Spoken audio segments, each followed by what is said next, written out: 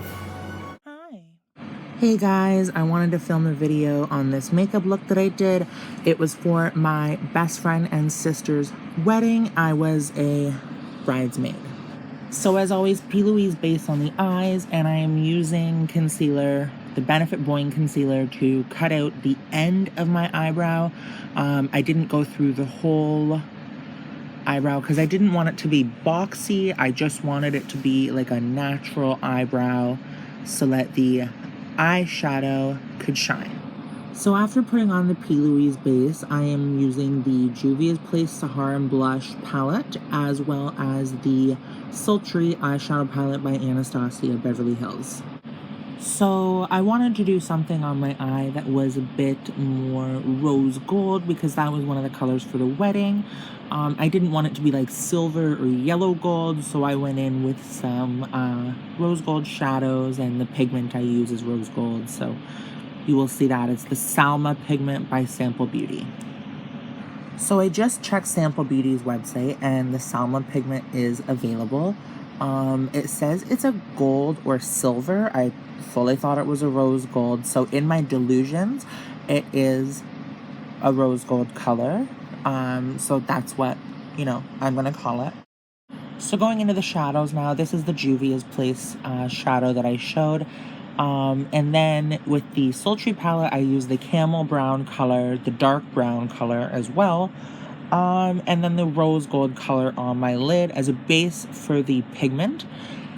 The process with this was kind of really simple. You just kind of go back and forth with blending the dark over the light, blending the light over the dark, keeping it concentrated in the areas that you want to ensure that everything is blended, entirely. So just making sure we have that seamless blend for softness. When it comes to weddings, I tend to not do shapes or cut creases or anything that can be determined later in your life as being outdated. And then for the eyeliner, I use the Makeup Revolution Renaissance eyeliner. As always, I love that one.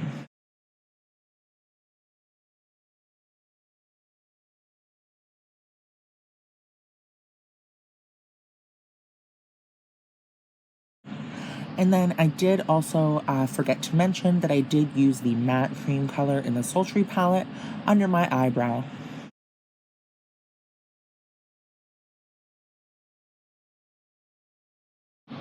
I did also use the light cream shimmer in the Sultry palette on the inner corner.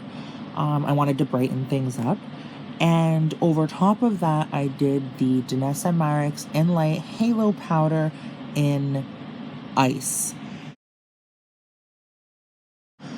For the liner, doing something very simple and timeless. As I mentioned, it's very important with wedding makeup to do something that is timeless. And with this, me personally, I don't want to do anything harsh like wing liner or anything like that. Of course, you definitely can. It's completely preference. I'm just saying on myself, I just wanted to blend the lashes and give a darker lash line. So with the NYX Glitter Glue, me personally, so that I can get a precise area covered, I do like to use a brush to apply it, and then I go in with a finger to apply the pigment. Usually, I'll use a finger and then I'll use my pinky finger to just get the inner corner and get any other places that potentially did not get covered with the pigment. As you'll be able to see when I apply the pigment, it is very sparkly, very gorgeous. I think it's a UK brand, but I'm not a geologist, so I don't know.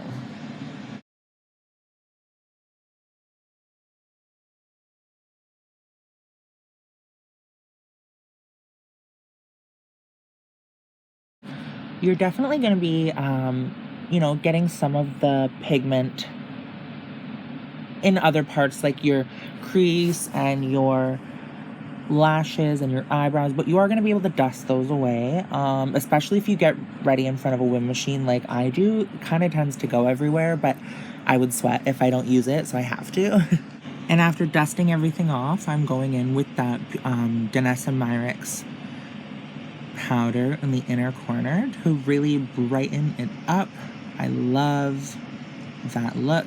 Cleaning up under my under eyes so I can do the concealer with the Urban Decay Naked Skin Concealer. Before the concealer, I did use the Touche Eclat Primer by YSL. And I absolutely love that. The girls I used it on really enjoyed it as well too, because I did the hair and the makeup for the wedding. And then I used the L'Oreal Lumi foundation. I wanted it to be very glowy and still see my natural skin, not like a mask.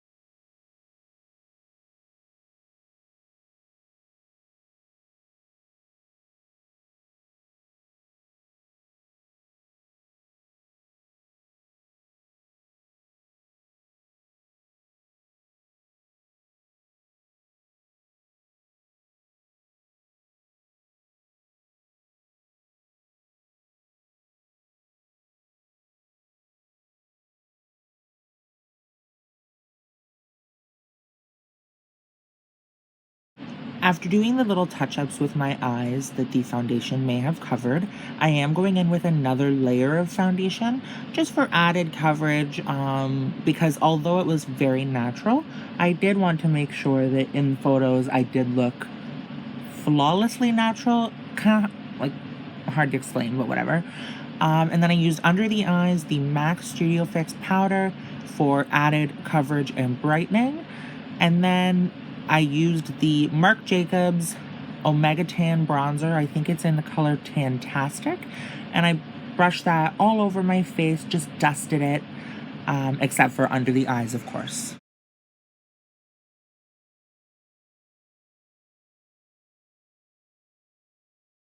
I did miss a very important step. I did also use Coty Airspun powder after the MAC Studio Fix powder and before the Marc Jacobs bronzer. So I use that, dust that off, and then I don't really do any stark contours. Like I said, I feel like 100 times now, I don't use sharp lines or things like that when it comes to a wedding.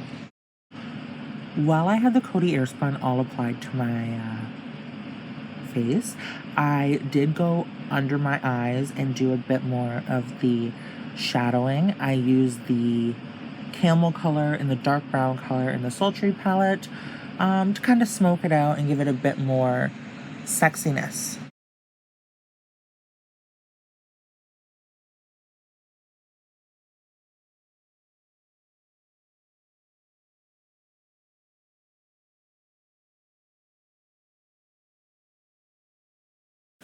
So this is the Marc Jacobs bronzer. Now, I apply it more so to the perimeter of my face. I do apply quite a heavy amount close to my ear because that really does slim the face down. I'm not sure if you could tell on camera, but it takes probably like 20 pounds off your face if you put it right close to the ear and concentrate that color down to your jawline and then over across to shape the jawline.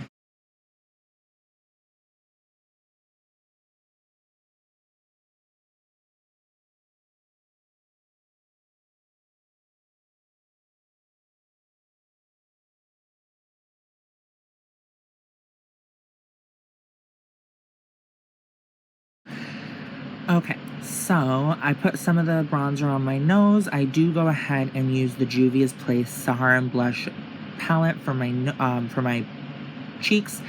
I do use the coral and the pink in that, the two on the very right, the top and bottom. And then for the highlight, I use Colourpop Flexitarian, Jeffree Star's Diamond Wet over top of it. Then I use the Fenty Beauty Cognac Candy Diamond Balm on my forehead in the darker spots. And I use Fenty Beauty's Diamond Balm in How Many Carats over top of the Diamond Wet Jeffree Star Supreme Frost. For the Juvia's Place Saharan blush palette, I did use the two on the very right. I believe it's the Saharan blush number 2 palette, and it's the coral and the pink on the right that I used. I put that all over where you would normally get burnt, so it looked like I got sun. I wanted to have multi-tones to my skin, just for dimension, and so I didn't look like I was wearing a mask. And then with the Flexitarian powder, the highlighter powder by Colourpop, I did go in and use that in spot highlighting, so to speak, the nose, above my eyebrow, things like that. I really like this highlighter because it's more of a glow from within. It's not super glittery, although I did go over it with some pretty glittery highlights like Diamond Wet from Jeffree. So after doing the full highlighter routine, starting with Flexitarian, moving into Diamond Wet, moving into How Many Carats by Juvia's Place, or by Fenty Beauty, and then Cognac Candy by Fenty Beauty. I did use Christmas Cookie by Jeffree Star on my lips, and I doused my face in Urban Decay All Nighter so that I didn't have to worry about any powder cakiness. Other than that, though, after sitting in front of the wind machine for the Urban Decay All Nighter to dry, I have Christmas Cookie on, threw on a little bit of gloss, and I was feeling hot, but I'm not a firefighter, so I don't know for sure. I'm gonna throw in some photos after this, just so you could see it in different lighting and stuff, but I want to thank you guys so much for watching. I love you, and I hope you have a great day. Bye bye.